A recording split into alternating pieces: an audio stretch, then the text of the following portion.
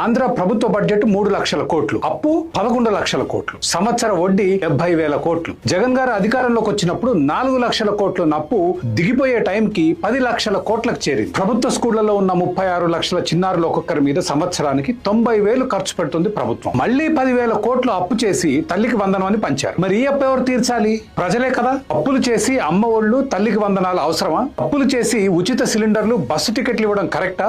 అప్పులు చేసి 18 ఏళ్లు నిండిన ప్రతి మహిళకు డబ్బులు ఇచ్చే వ్యవస్థ ఎక్కడన్నా ఉందా? ప్రజలకు కావాల్సింది ఉపాధి, ఉచితం కాదు. ఉపాధి అవకాశాలు పెరగాలంటే కొత్త వ్యాపారాలు రావాలి. వాటి మీద పన్నుల భారం, చట్టాల భారం, లంచాల బెడద తగ్గాలి. నాణ్యమైన విద్యుత్తు తక్కువ ధరకు ఇవ్వాలి. పెట్రోల్, డీజిల్ ధరలు అతి తక్కువగా ఉండాలి. మౌలిక సదుపాయాలు కల్పించాలి. ఇవన్నీ సాధ్యం కావాలంటే ప్రభుత్వ ఉద్యోగుల ఖర్చు, ఉచితాల ఖర్చు తగ్గాలి. చివరిగా అప్పు చేసి పప్పు కూడా తినడం ఆపాలి. ఉన్న డబ్బుతో ఇల్లు చక్కబెట్టుకునే బ్యాలెన్స్ బడ్జెట్ కోసం రాజ్యాంగ సవరణ తేవాలి. ఈ డిమాండ్ ప్రజల నుంచి రావాలి.